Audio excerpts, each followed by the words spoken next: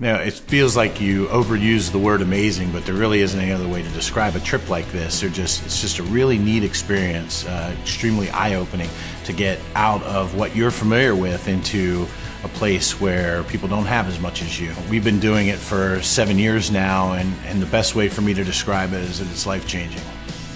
So I never thought about going on a mission before. I've never been on a mission, and I've never even flown in a plane. I felt like I was holding my breath. When we finally landed, it was like, whew, we made it. I just felt like I should come from the minute that I heard about this trip. I just couldn't stop thinking about it. We go down to come alongside Dr. Nerio and his family. They're the ones that have started the center. They're the ones that live there. They know the culture inside and out. They know the people. They're the ones that are best equipped to tend to the people's physical and spiritual needs. So what we want to do is we just want to come alongside them and encourage them, lift them up, keep them energized for that ministry that God has called them to. And a lot of times that involves gathering resources. We have a lot more resources here than they do down there. It's been an absolutely life-changing experience. It was more than I ever expected. All the things with the kids were wonderful. The kids at the sugarcane fields and within the community and the school. The trips that we take to the Dominican are full. We've got a lot that we do during the week. One of the things we do is we go out into the community, and we like to do that early in the week so that our team members get to see the area where the kids live. There's not always bathrooms in the homes. A lot of times, the kids are just walking around on the street with no supervision. The houses are in really poor condition.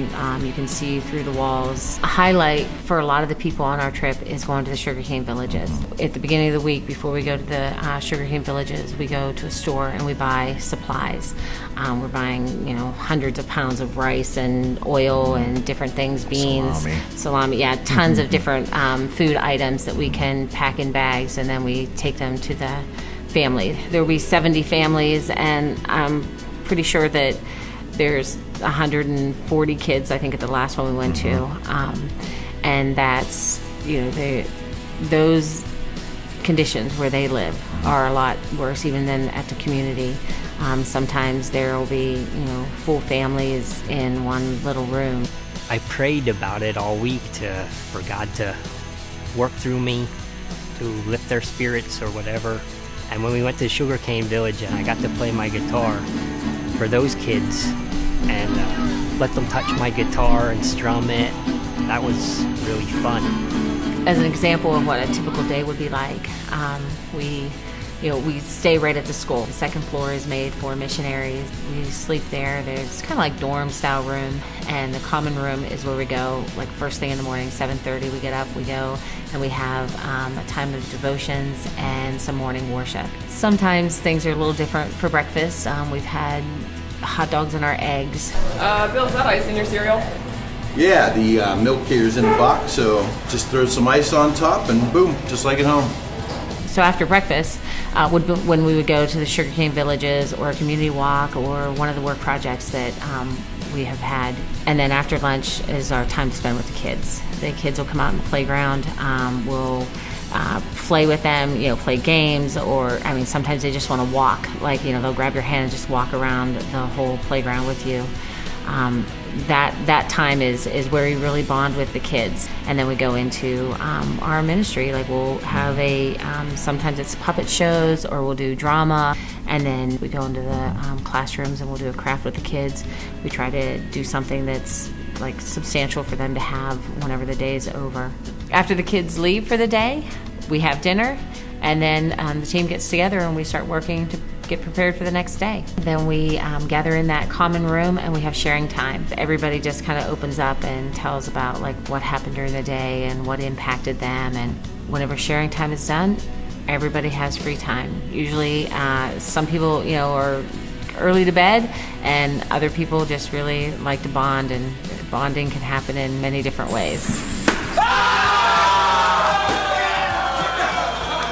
It's just been so wonderful being able to help the Mercedes family and Nino and all these people, painting his house, and just spending all the time with the people in the community has been wonderful.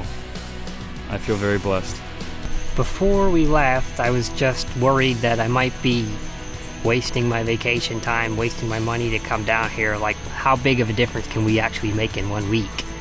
But after being with the kids all week and interacting with the kids and going to the sugarcane village and giving them food and medicine and being able to interact with those people, I really do feel like we made an impact. In 1 week, we did a lot of work, and I feel like we might have touched people who God wanted to touch. It was an amazing week. We had an amazing team, and it was just amazing to be used by God in whatever way that He wanted to use us. I just want to take this time to thank everyone that came alongside us and made it possible for us to go on this trip, whether it was through finances or prayer or supplies, whatever. Hopefully we had an opportunity to change some lives during the week that we were there, but I know that we had an opportunity to have our lives changed by God by being a part of this. It is my sincere hope that when an opportunity like this comes up for you, that you'll take advantage of it, because I promise you, you won't be disappointed.